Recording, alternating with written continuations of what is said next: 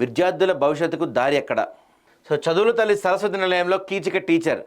Study అవర్స్లో బాలికలపై అసభ్యకరంగా ప్రవర్తించిన సదాశివ హై స్కూల్ ప్రిన్సిపల్ మనోవేదన గురైన విద్యార్థిని తల్లిదండ్రులకు విషయం చెప్పడంతో వెలుగులోకి వచ్చిన ఘటన. ఈసీఎల్ ప్రాంతంలోని ఏశ్వర్ నగర్లో సదాశివ హై స్కూల్లో పిల్లలపై లైంగిక వేధింపులు జరుగుతున్నాయని తెలుసుకొని ఉపాధ్యాయునికి దేహశుద్ధి చేసి కుషాయిగూడ పోలీస్ స్టేషన్లో అప్పగించారు తల్లిదండ్రులు.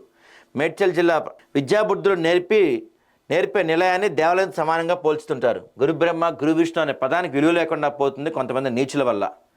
పిల్లలతో అసభ్యకరంగా ప్రవర్తిస్తున్నారనే విషయం తెలుసుకున్న విద్యార్థినుల తల్లిదండ్రులు స్కూల్ ముందు బైఠాయించి రక్షణ లేని విద్యాలయం మూసేయాలని ధర్నా చేశారు. దీంతో స్కూల్లో ఉన్న పిల్లలను ఇంటికి పంపేసిన యాజమాన్యం రేపటి నుండి యథావిధిగా విద్యాలయం నడుస్తుందా లేదా అనే కోణంలో విద్యార్థులు తల్లిదండ్రులు ఆందోళన చెందుతున్నారు. Sadashiva high school principal arrest. Sadashiva school ఇది. విద్యార్థుల ఫిర్యాదు మేరకు కేసు నమోదు చేసుకొని దర్యాప్తు చేసిన కుషాయిగూడ పోలీసులు సదాశివ స్కూల్ ప్రిన్సిపల్ నాగేంద్రపై పోస్కో కేసు నమోదు చేశారు. రిమాండ్కి తరలించారు.